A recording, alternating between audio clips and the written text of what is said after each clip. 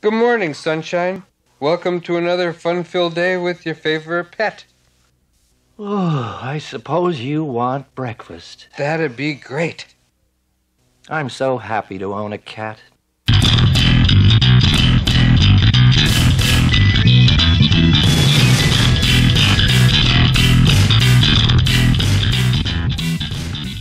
Hey everybody out there in internet and YouTube wonderland, this is Marty Rocket back at you with another Rocket vlog.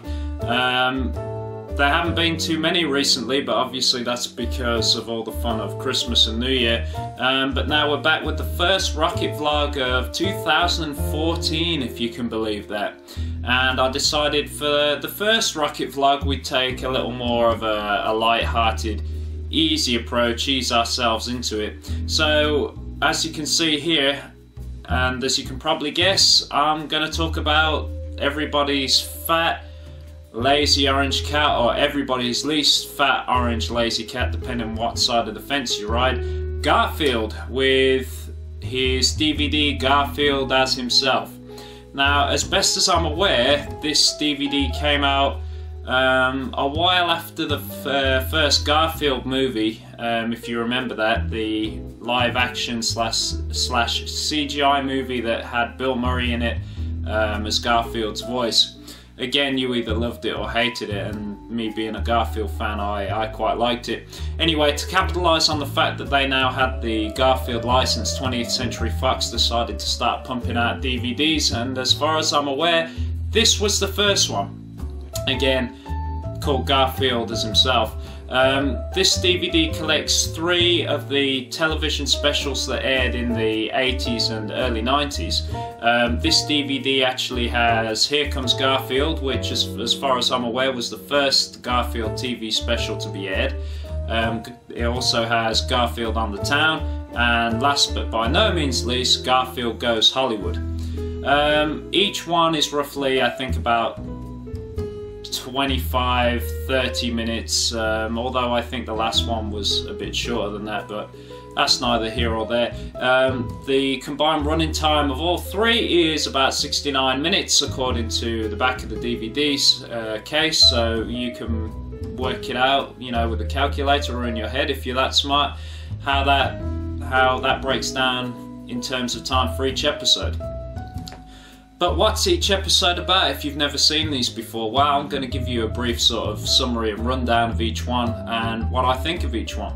So we start with Here Comes Garfield. As I said, this one was the first television special to air, and obviously, you know, was the first television special period for Garfield. Obviously, you know, Garfield had been, you know, such a hit and really popular in the comic strip section of the newspapers that they decided to take a chance and actually make a Garfield animated special.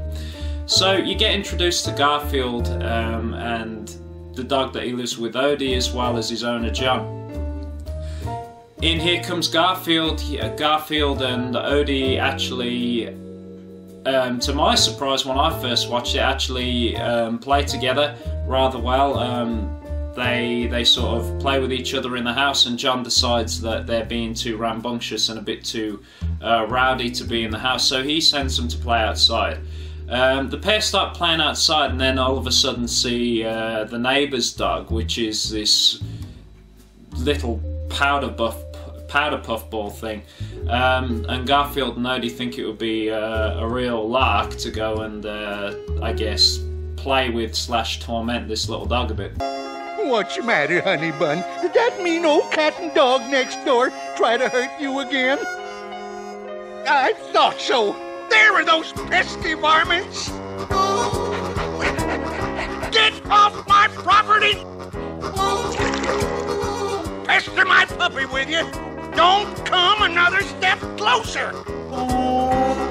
So while Garfield and Odie are laughing about their exploits of tormenting the neighbour's dog, the dog warden actually pulls up at the roadside, and Garfield makes a break for it because obviously he knows what the pound is and he doesn't want to end up going to the pound. Unfortunately, Odie is too stupid for that, and Odie actually ends up getting netted by the dog catcher, and is taken away, and Garfield looks at the van as it's driving away, and he kind of turns to the audience and goes, "Oh well." So from there, Garfield goes home. You know, he doesn't seem too fussed at first about what's happened to poor Odie being taken away to the pound, but later on, as he's sitting home alone, he realises how boring life actually is without Odie around, even though it's probably only been an hour or a couple of hours. In an amusing bit that I actually find really cute, where he sits in the armchair and he starts scratching and clawing away at the arm rest of the chair until he actually, you know, there's nothing left but the innards of the armchair.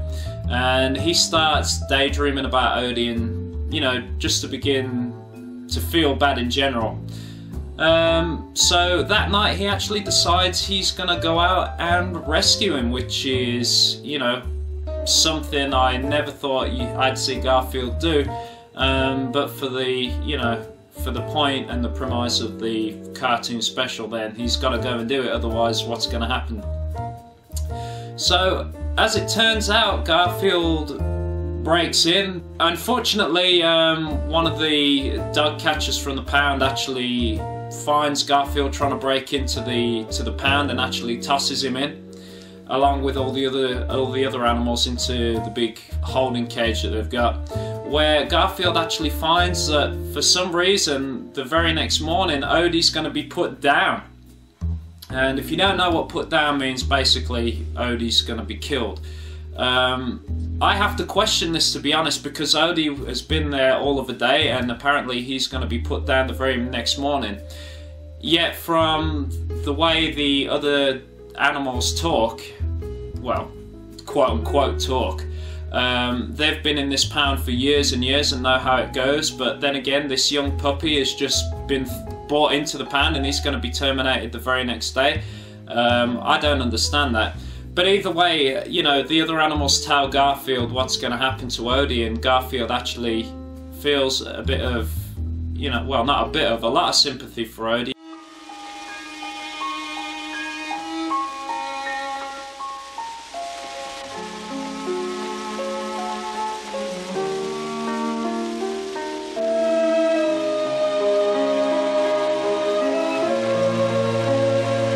So the next morning, as the dog catcher or the pound warden, whatever you want to call him, calls to take Odie away, at the same time a young family has come in to pick a pet, obviously for the young daughter that's there. Garfield, being Garfield, who's actually a rather smart cat, realises that he can use this sort of viewing as an opportunity to get away. So as soon as the sort of door to the pound is open, he makes a break for it along with all the other animals that are in the pound. Garfield actually leads the little group of dogs and cats on a rampage towards the dog warden who had Odie, and in the confusion of all these animals being loose, Garfield manages to get Odie away, and together the pair successfully leave the dog pound and run home to John as fast as they can, and leaving you know, quite a happy ending. You know, that is actually quite a relief for yours truly, because when I watched it, I was actually quite perplexed that they were going to do such a thing to Odie, and I think that's one of the things about Here Comes Garfield that I kind of not dislike, but one of the things that puts me off Here Comes Garfield is the fact that it's very sad when you get to the scene in the pound where Garfield finds out that Odie's going to be put down. They play a lot of slow, soft music, and just the thought that this puppy's going to be euthanized just really doesn't do it for me. But fortunately there was a happy ending there to make everything okay, so, you know, that's all good.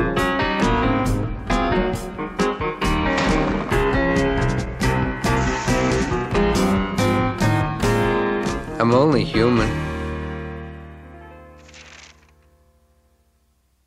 Then we go to the next special on the DVD, which is Garfield on the Town. Now this one starts off with Garfield again being his usual nuisance of herself, I guess, for lack of a better term. So much so that John is a little bit concerned about what the heck is up with Garfield because he's being mischievous and misbehaving. So he decides to take Garfield to the vet.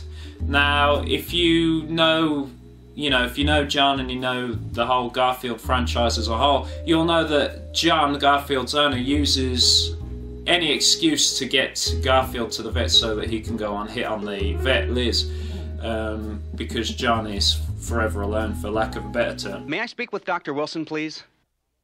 Yes, I'll hold. He takes Garfield off to the vet in his car, and during the car ride, Garfield's actually acting hyper again. Which he's surprisingly active and hyper all the time for a fat lazy cat. You got to give him that. But he's so hyper and boisterous in the car that he manages to fall out of the car, and for some reason John doesn't notice that Garfield's gone. And as John drives off, Garfield figures, oh well, I may as well just try and find my way home and just see what life outside of my home's all about. So he goes on a little bit of a walkabout around the town, and he's feeling pretty pleased with himself because he's walking about, he feels all independent, when he happens to run across a few street cats. Now, the thing that I like about Garfield on the town is how they sort of separate Garfield as being a domesticated cat, so he's almost like somebody who lives in the suburbs, if you like, and then you've got the alley cats who live in the city, and they're like thugs who live in the city, if you like.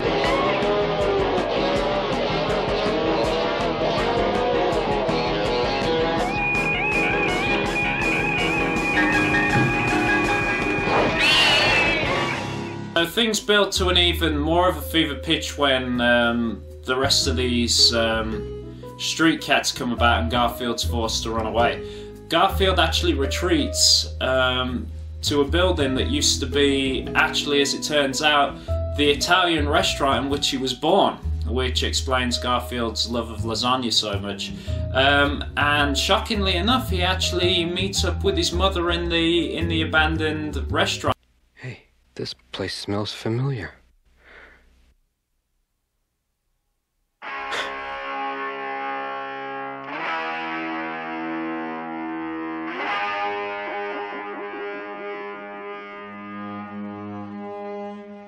Garfield?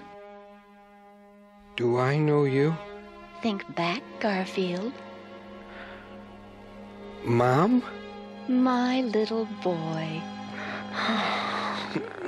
My, you've gotten fat. Hey. As it turns out, in a building or in a part of the restaurant, I'm not sure which it was, that's derelict now, it seems that all of Garfield's family still live there, which absolutely blows my mind that the family still lives there. But oh well, it's I'm not going to question it. So Garfield meets up with all his cousins, his uncle, his aunt, and even his grandfather, who seems to have a thing for calling him a loudball. But unfortunately for Garfield, he finds out that his family are mousers. So basically they hunt mice for sport and probably to survive as well. And Garfield, being a cat that eats lasagna and actually is friends with the mice who live around his home, is actually quite disgusted by that. But nonetheless, family's family, so he's gonna, take some time to enjoy being around his relatives for the first time in a long time. But unfortunately, for Garfield, that doesn't last for too long, because the gang of alley cats, who are apparently called the Claws, actually find Garfield, find out where he is, and they offer the family, Garfield's family, an ultimatum. If they throw Garfield out to them, then they'll leave Garfield's family alone. However, if they don't, then shit's gonna go down, there's gonna be a big fight. Well, instead of acting on that and just feeding Garfield to the wolves, or the cats in this case, Garfield's family decide to fight. Unfortunately, as Garfield's family gets into it with this gang, Garfield decides to hide because he doesn't want to get involved in all of that. And unfortunately, at the end of the fight, when the dust has settled and everything is done, Garfield is kicked out of the family by his grandfather. Probably not in the literal sense of he's been disowned, but just figuratively, you know, get out of here, get out of our home, you know, you've shamed us. So Garfield leaves, but not before his mother just assures him that everybody in the family is just jealous of the lovely life that he has with John back at the house, just to make Garfield feel a little bit better, I guess. So by now, out in the cold, the dark and the rain, Garfield's wandering around, probably, you know, trying to figure out how to get home. And it looks like he's gonna, you know, he's so hungry and he's so tired, he just collapses on the sidewalk. Fortunately for him, John comes along with Odie, who has actually, believe it or not, been frantically searching for Garfield since he disappeared. But fortunately, you know, John finds Garfield and he picks up Garfield and he takes him home. And the next day, Garfield wakes up after being put in his bed the night before, and he wonders if it was all a dream. Did I really meet my... Did she really? Nah. This house and with this family, I am... Thanks, Mom, for everything. So with Garfield on the town, you know, this is quite a funny one. It's a good one. And it shows Garfield, you know, in a situation that he's not used to. You know, there's not many times that Garfield actually is out and about like that outside the house, especially in a city like that. So it's quite interesting to see Garfield out of his natural environment, if you like, and it was a bit of a treat for me to see Garfield's family as well. You know, because as long as I've been reading the Garfield comics and watching, you know, I used to watch Garfield and Friends when I was a kid. I never actually knew too much about Garfield's family, but Garfield on the Town really sort of helps with a bit of his history, his family history anyway. So that's all good. I guess the only thing again is there's that sort of touching, heartfelt sort of stuff with Garfield and his mother, and the soft music, and again, I'm just a big soft old fool, and I tend to try and avoid that sort of touching, heart-wrenching stuff, because otherwise I'm going to blubber like a big baby. So again, you know, they keep insisting on putting all this touching stuff in, and I'd rather they leave it out and just have a bunch of funny comedic hijinks here, there and everywhere. Okay, so we come to the final special on this 3-episode DVD, Garfield Goes Hollywood. Now, before we carry on, I just want to point out something that's sort of come to my attention, and is quite a curious subject. My DVD of Garfield has himself, as I said earlier, has Here Comes Garfield, Garfield on the Town, and Garfield Goes Hollywood on it. But consulting Wikipedia has actually shown me that I'm assuming the American version has Here Comes Garfield, Garfield on the Town, and Garfield Gets a Life, which is not on this DVD, so I'm not quite sure what the heck was going on with that. To be quite frank with you, that is just weird. I don't know if there was a separation between the American version and the European version, or whether Wikipedia is mistaken. That could be possible. I have no idea what's going on, but I thought I'd bring that to your attention as a bit of trivia. I guess there's 2 different versions of this DVD out there. So anyway, Garfield Goes Hollywood. As the name might imply, Garfield is, you know, turned into show business. Hello, folks. How do you do? Garfield here to entertain you. Thank you for that large round of indifference. Garfield and Odie believe that they're actually quite talented, and they actually watch a pet talent show and believe that they can, you know, they can walk it, they can take it. And actually, John believes that they can take it as well, you know, and actually win this thing. John goes absolutely head over heels and gets really enthused about this talent show, and actually, to my utter dismay, because I'm not a fan, decides that he, Garfield and Odie, are going to be like an Elvis sort of rip-off, if you like, or a tribute band, whatever you want to call it, called Johnny Bop and the Two Steps. This is embarrassing. Okay, are we going out there tonight? Maybe. Are we gonna give the performance of our lives? Doubt it. Are we gonna win? Not a chance. All right, let's do it. Let's not say we did.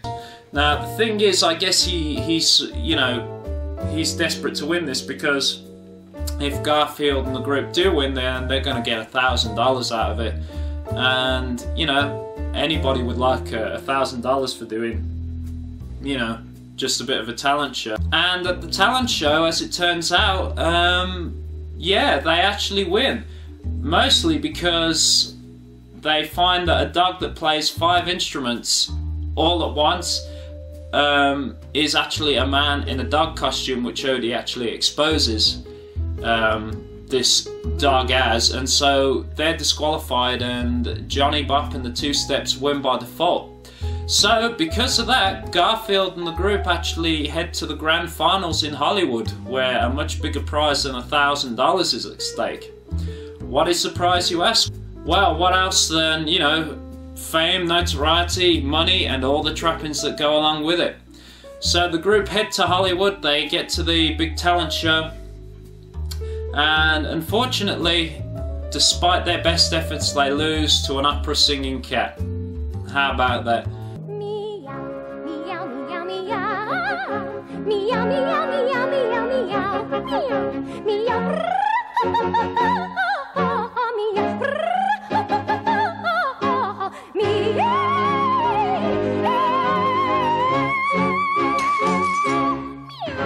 But there is a consolation prize for coming second place, which is actually what they do. They get a speedboat out of it.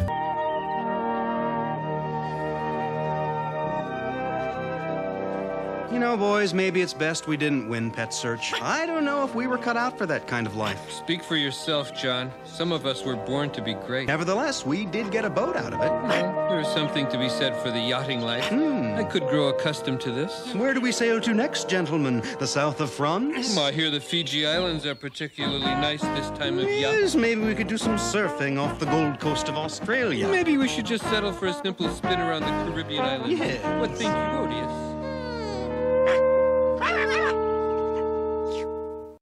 So that's Garfield Goes Hollywood, and surprisingly, unlike the other two, Garfield Goes Hollywood is lack of the real sort of heartfelt, pull at your heartstrings, touchy stuff that threatens to make me cry, and therefore I try to avoid it.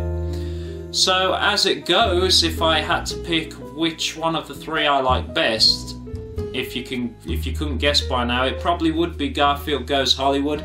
For the fact that it's just full of, you know, from beginning to end, it is the silliest special of the three.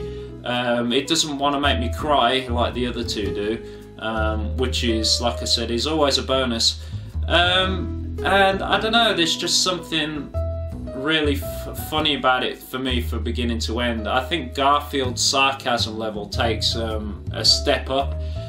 Because in Here Comes Garfield, he's quite concerned and, you know, for Odie's safety, so there's not a lot of time being his sort of fat, lazy, sarcastic self. Garfield on the town sees him, you know, getting into fights with alley cats and meeting up with his family for the first time in a long time.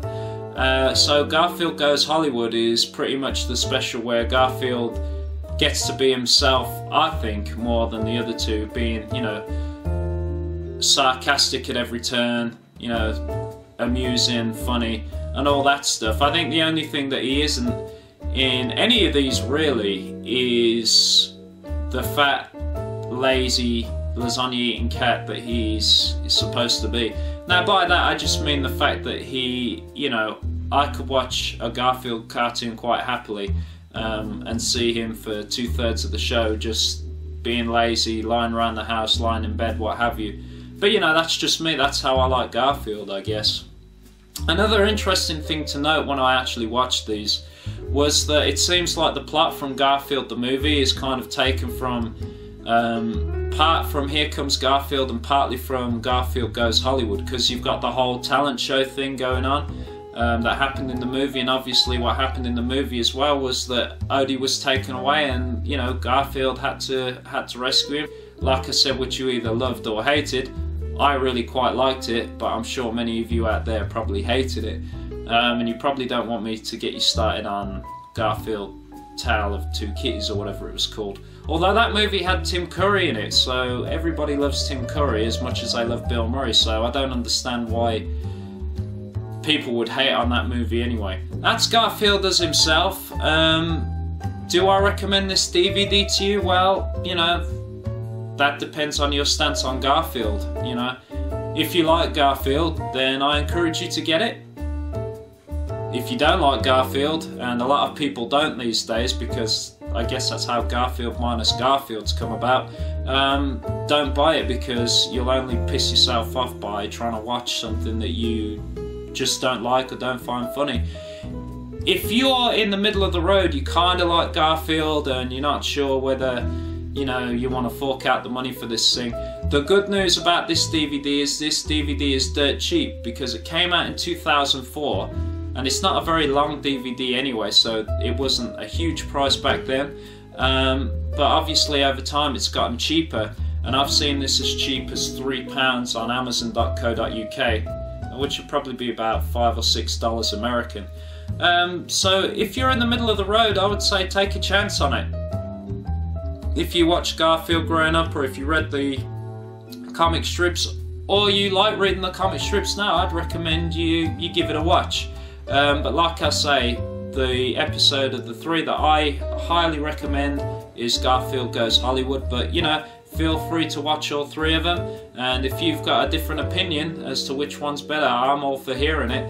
But you know, at the end of the day, when it's all said and done, they're all Garfield. You know, they're all Garfield specials, and Garfield's great no matter what, so you're in for a winner here. And with that in mind, yeah, I'm tired, so I think I'm going to go and do what Garfield does best, and that's go to sleep. See you later.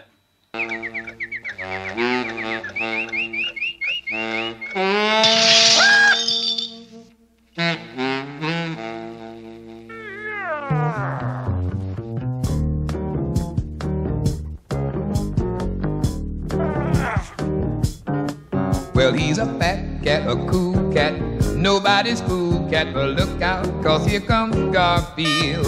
He never keeps it, he's too hip, he likes his catnip. Well, look out, 'cause here comes Garfield. He's always got to be one up on ya, and he'll beat you to the punch every time. He'll give up anything for lasagna, unless he has to give up on his nap time. Well, he's a neat cat, a fun cat, Mr. #1 cat, he knows what